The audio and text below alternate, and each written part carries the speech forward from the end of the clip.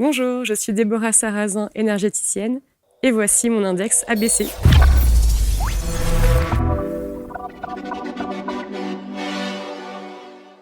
On découvre le portrait de Déborah installée sur les canapés. Bonjour Déborah. Bonjour Marc. Voilà, installée du côté de Bordeaux, c'est ça si Exactement. Là où mangent les fameux cannelés. Alors, merci d'être là, énergéticienne, mais pas que. Oui. Parce que votre champ d'action est bien plus large que ça. Et vous faites partie aussi de ces accompagnants de vie, thérapeutes, si on peut dire, qui affichent le mot médium. Parce qu'en général, il y a beaucoup de thérapeutes qui sont assez réfractaires quand il s'agit de parler de médiumnité, mais vous... Je l'assume. Vous l'assumez. Ouais. Et depuis toute petite?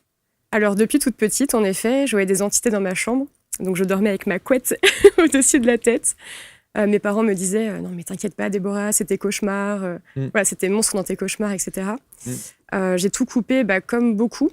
Arrivé à l'école, voilà, on rentre en fait dans une société qui ne prône pas du tout ça, qui met pas du tout voilà, ce qui se passe dans l'au-delà, on va dire, en avant. Donc, bien évidemment, comme beaucoup que je connais, j'ai tout coupé ensuite. Et tout s'est réveillé, en fait, l'année de mes 30 ans, donc il y a 2 ans. Voilà, donc c'est assez récent. Assez récent. Ouais. Ouais, on dit souvent que tout redémarre suite à peut-être un choc émotionnel ou à une transition de vie. Ou quelle a été la vôtre? C'était pas nécessairement un choc émotionnel? Non, je dirais plutôt une prise de conscience. Ouais.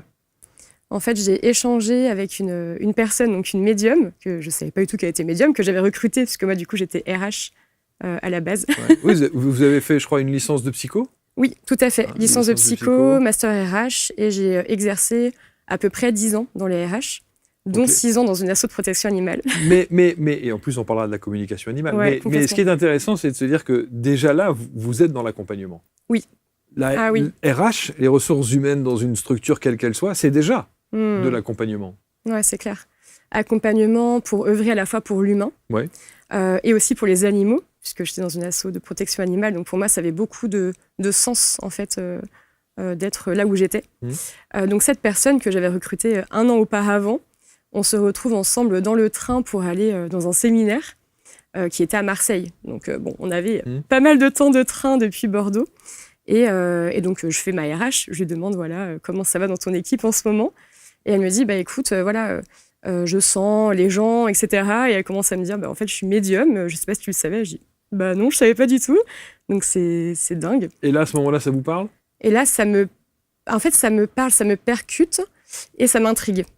Donc en fait voilà, je commence à lui parler de toutes mes expériences, on va dire, paranormales, comme beaucoup de gens ont pu vivre. Des objets qui se déplacent en pleine nuit dans la chambre, la télé qui s'allume toute seule, des bruits un peu étranges. Enfin bref, on parle un peu de tout ça. On parle aussi de la maison que j'ai achetée avec mon chéri. Ouais, alors ça aussi, une maison qui a 100 ans. Alors, pas hantée. Enfin, en tout cas, moi, je la sens pas hantée. Okay. Quand on l'a visitée, je l'ai sentie hantée. Enfin, je l'ai sentie... Il y avait quelque chose, il y avait une vibration particulière. Ouais, c'est ça. Ouais. Et on a fait 5 ans de travaux dans cette maison. Et du coup, je pense que les travaux, en fait, ont nettoyé, on va dire, de manière énergétique le lieu. Mais tout de même, ça m'a intriguée. Je me suis dit, il doit y avoir pas mal de monde dans cette maison.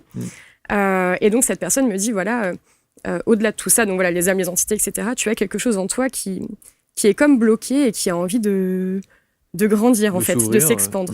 Ouais. Et elle me dit, voilà, il faudrait que tu ailles voir quelqu'un pour t'aider, donc peut-être un magnétiseur. Enfin voilà, elle me dit, je sais pas, renseigne-toi et va voir quelqu'un. Et tout ça, c'est OK quand elle vous le dit? Il n'y a pas de surprise, il n'y a pas de...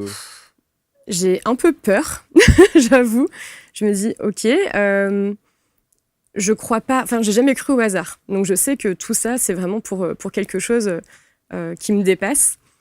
Évidemment, ça m'intrigue énormément et je me dis, bon, il faut quand même que j'aille voir une personne pour m'aider, pour me débloquer et éventuellement nettoyer, faire passer ces âmes et ces entités. Donc vous allez voir un magnétiseur? Donc je vais voir un magnétiseur qui est aussi passeur d'âmes. Voilà, donc ça, évidemment, ça m'intrigue aussi énormément. Comment vous tombez sur cette personne? Alors, très honnêtement, j'ai fait des recherches sur Google. Ouais, tout simplement. Ouais. Tout simplement. En lisant les avis et en se disant, voilà. Lui, il a beaucoup d'avis positifs, allons-y, quoi. C'est ça, un peu comme quand on recherche un restaurant. En fait. Bien sûr, bien sûr. Donc, j'ai recherché, j'ai trouvé cette personne qui me parlait, en plus parce que passeur d'âme, donc forcément, ça m'a intriguée. Donc, il m'a fait un soin uniquement par téléphone. Voilà. Ah oui, à Lui, distance, il exerce que par téléphone. Okay. Donc, déjà, on va dire que ma première expérience était... on va dire en plus, voilà, à distance. Donc, j'avais pas vraiment de, je sais pas, d'attente ou de, voilà, j'étais juste en mode, faut quelqu'un qui m'aide, quoi. Enfin, voilà. Et j'ai envie de comprendre des choses.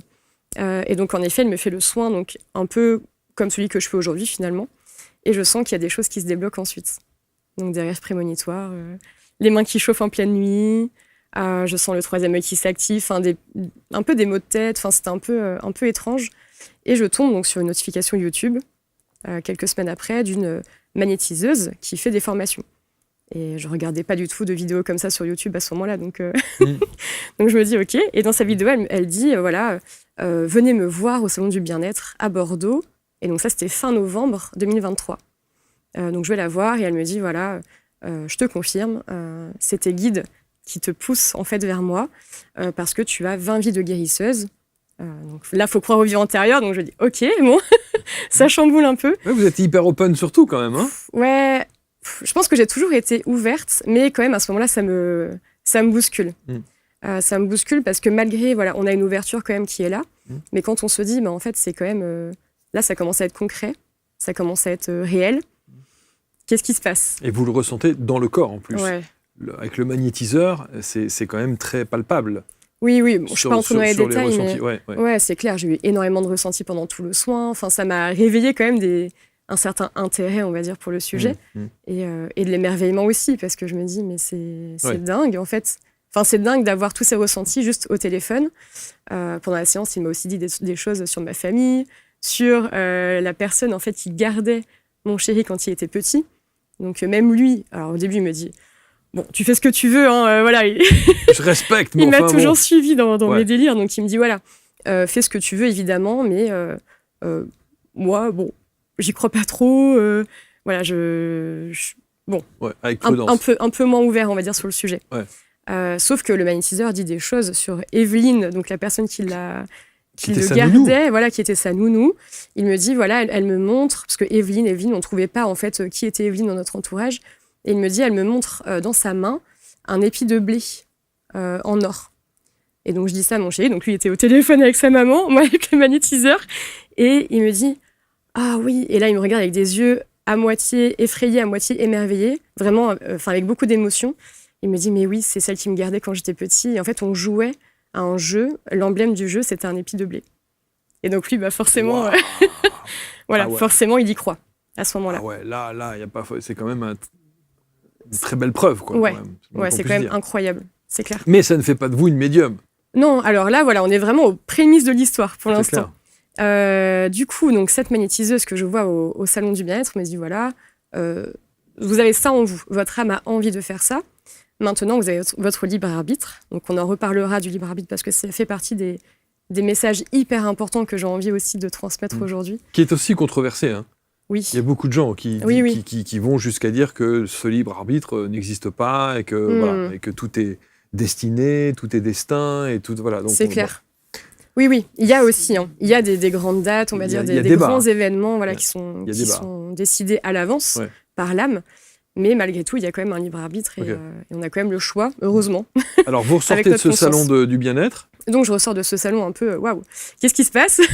Et donc, elle me dit, soit vous faites la formation et vous voyez ce qui se passe pour vous, soit vous restez RH, vous êtes bien dans votre vie et voilà.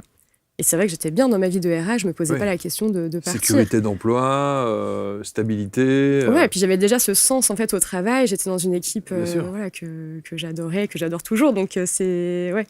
Je n'avais pas du tout ça en tête en fait à cette époque-là. Et donc pendant 2 semaines, je trotte. Enfin voilà, ça me questionne, ça me remue. Et je me dis, allez, c'est parti. Je me lance dans sa formation, on verra bien ce que ça donne. Voilà, on verra bien. J'ai rien à y perdre à part peut-être un peu d'argent, un peu de temps, mais bon, on va tenter. Donc la formation qui dure combien de temps ? Qui dure 6 mois. Ah oui. Uniquement à distance. Donc avec des visios, des vidéos, des temps aussi entre apprenants et apprenantes pour échanger des soins entre nous. Et donc là, c'est... Alors, avec beaucoup d'humilité, hein, je dis tout ça, mais la formation, je l'ai absorbée. Enfin, vraiment, là, j'ai senti que mon âme connaissait déjà ce qui était lié à l'énergétique, au magnétisme, puisqu'en l'espace déjà de 2 semaines, j'avais compris le protocole, on va dire, classique, donc la protection, évidemment. hyper important la protection. Ça fait aussi partie des messages clés que j'ai envie de transmettre aujourd'hui. Parce que je trouve qu'il n'y a pas assez de personnes qui se protègent dans ce milieu. C'est vrai. Parce qu'on manque en fait d'informations aussi. Moi, c'est vrai que j'ai eu la chance d'être guidée vers cette personne-là qui a appris vraiment à se protéger soi et à protéger l'autre. Puisque avant de faire le soin, donc moi je suis protégée, nettoyée, ancrée tous les jours. Et ensuite, je protège, je nettoie et j'ancre la personne dans le même ordre. Et la protection permet justement à ce qu'il n'y ait rien de négatif finalement qui passe entre nous. Donc voilà, je dis à mon chéri, voilà, t'as toujours ta petite barre dans le bas du dos parce que il bosse dans le bâtiment depuis qu'il a 18 ans, donc forcément, voilà. Est-ce que tu veux que je teste ce protocole sur toi ? Donc oui, écoute, si ça peut rien faire de mal, vas-y. Bon, il y croit pas trop, quoi. Donc je lui fais, etc. Ça dure, je sais pas, 10 minutes à peu près, enfin c'est très rapide. Et là, il me dit, c'est dingue, j'ai plus mal. Et la douleur n'est jamais revenue depuis ça. Ensuite, donc, j'ai eu d'autres petits cobayes dans la famille, les amis, voilà. Test. Mon beau-frère qui ne croyait pas du tout, qui avait une sciatique. Oui, et hernie discale aussi d'ailleurs. Moi, peut-être un petit peu, vous êtes aussi peut-être un peu médium. Non, mais parce que je connais tellement bien ce problème que... Ouais. Et donc, il me dit, voilà, écoute, je ne peux plus faire de sport, etc.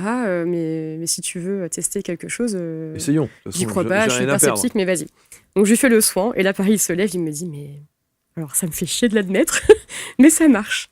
Et donc là, je me dis, OK, il y a vraiment un truc avec... ça, c'est du magnétisme avec pur. Le magnétisme. Là, c'est vraiment le magnétisme pur. Et donc, la formation, en l'espace de 1 mois et demi, à peu près 2 mois, j'ai vu l'équivalence des 6 mois. Vous avez fait le tour. Ouais, j'ai fait le tour. On part en vacances, du coup, avec des amis.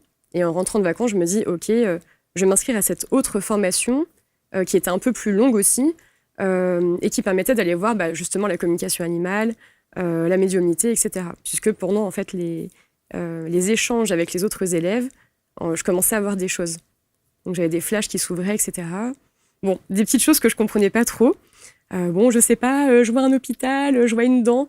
Oui, c'est normal, je suis tombée quand j'étais petite, j'ai dû aller à l'hôpital, etc. pour voir si tout allait bien. Et ça a provoqué des rires, des moqueries de mes camarades. Et du coup, ça m'a créé une espèce de blessure, donc une mémoire, du coup, qui s'est ancrée dans ces cellules et du coup, qui fait qu'aujourd'hui, elle n'arrive plus à courir, à faire des choses, on va dire, à l'extérieur, parce qu'elle a peur de tomber et de se ridiculiser. Donc, il y avait des choses comme ça, quand même, qui étaient hyper cohérentes et qui venaient. Et je me suis dit, bon, il y a quand même quelque chose à faire avec cette médiumnité.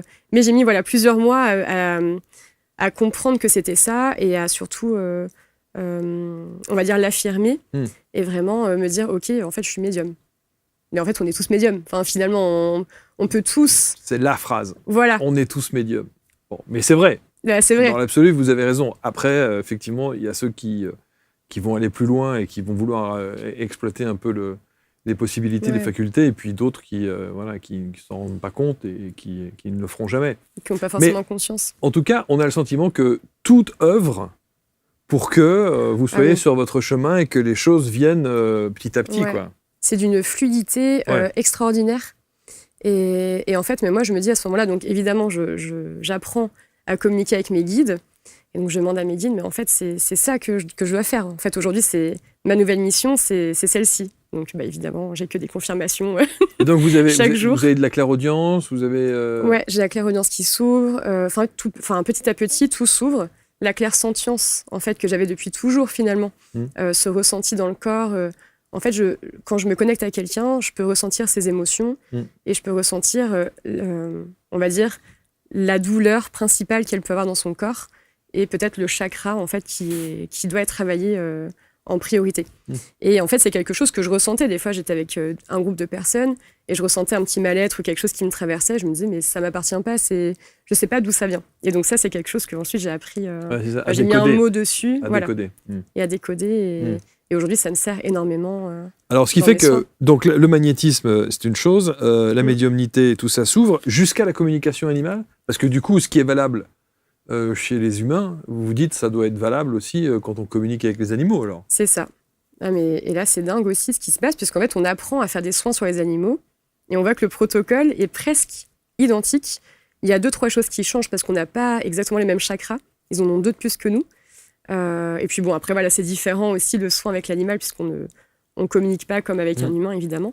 Et donc, on apprend à se connecter. En fait, c'est un peu comme de la télépathie, finalement.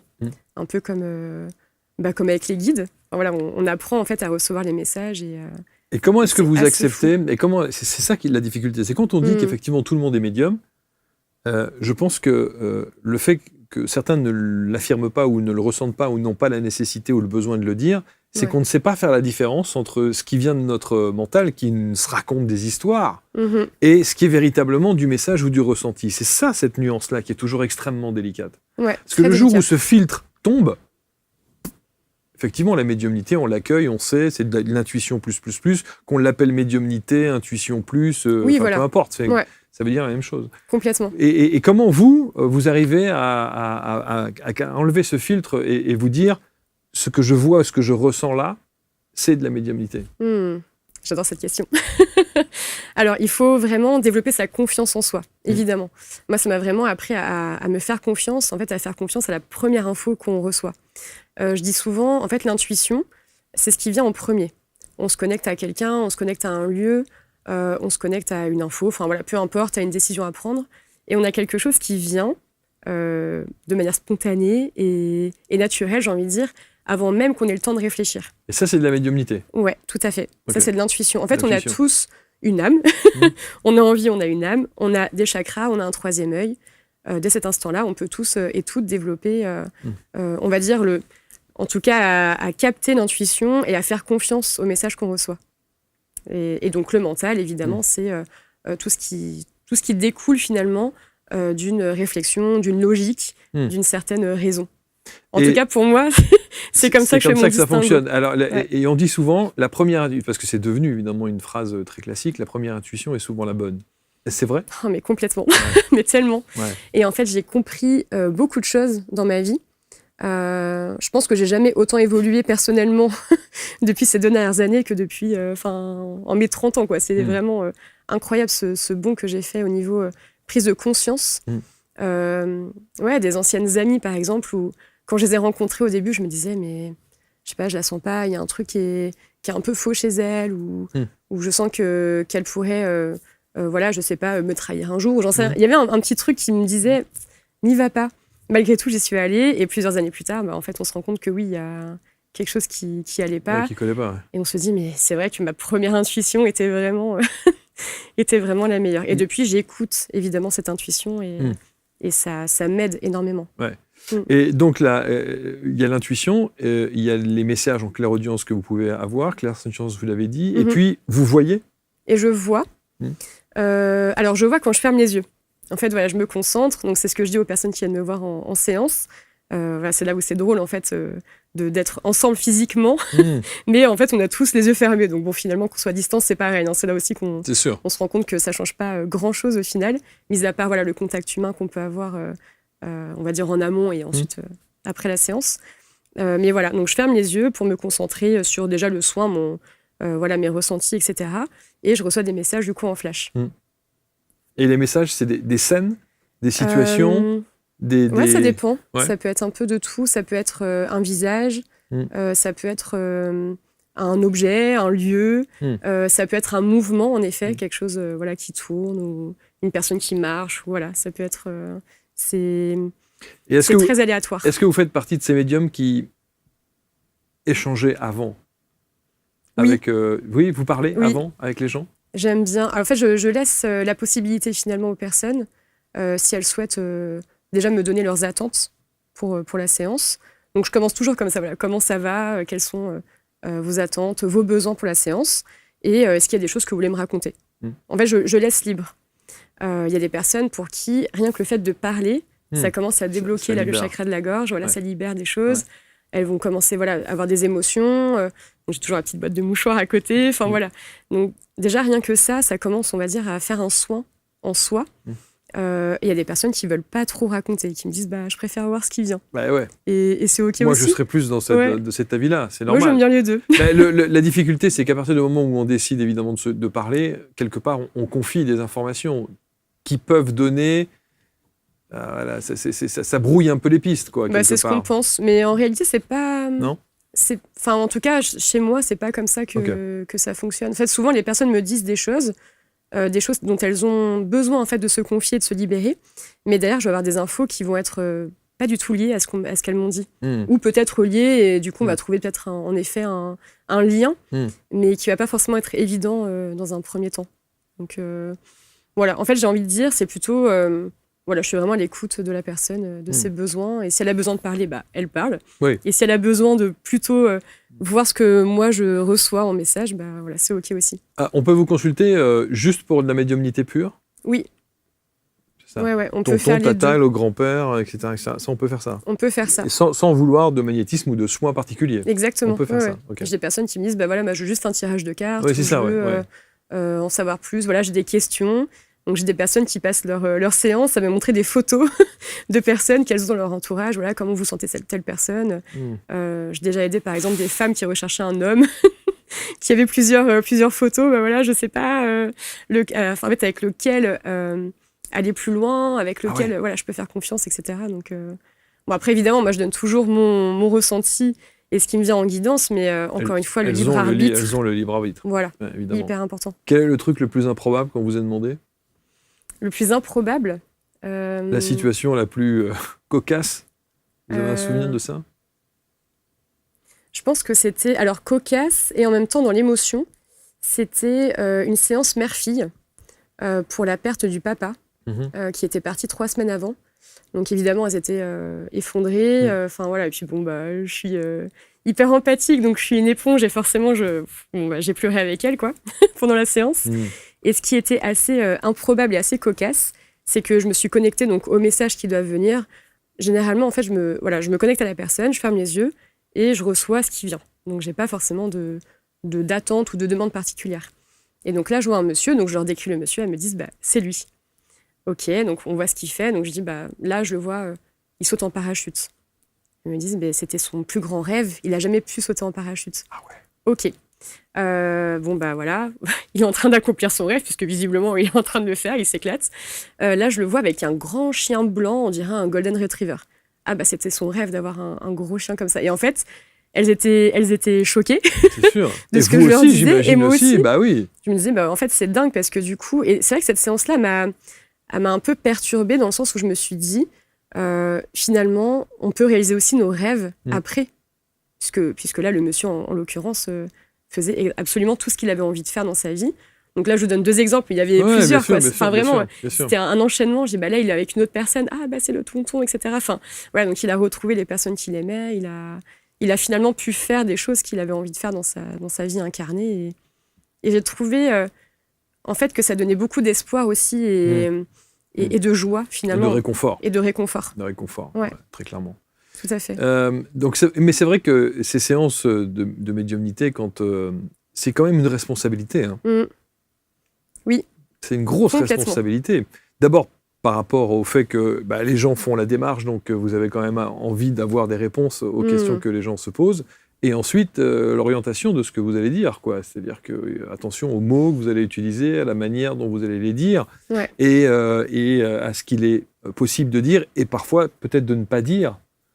Parce que tout le monde n'est pas en capacité de tout apprendre ou de recevoir tout, quoi. Ouais. Complètement. Ce que je dis aux gens, généralement, c'est est-ce que vous êtes ouverts à recevoir tous les messages qui viennent ? Je demande aussi au guide qu'il me donne uniquement les messages en fait, que la personne est apte, en capacité de recevoir. Et tout ce qui pourrait l'aider et tout ce qui pourrait la conseiller, finalement. Donc ça, c'est vraiment une démarche et une intention que je mets dans toutes mes séances. Et c'est vrai que parfois, donc, par exemple, je vais voir quelque chose ou un visage, etc. Et donc, je dis à la personne, est-ce que ça vous parle ? En fait, je décris ce que je vois ou ce que j'entends ou ce que je ressens. Est-ce que ça vous parle ? Voilà, comme ça, en fait, on échange et on voit, en effet, est-ce que la personne a envie d'aller plus loin sur ce sujet ou pas ? Parce que, des fois, il y a des choses aussi qui peuvent heurter, évidemment. C'est sûr. Parfois, on a accès à des infos qui sont quand même hyper...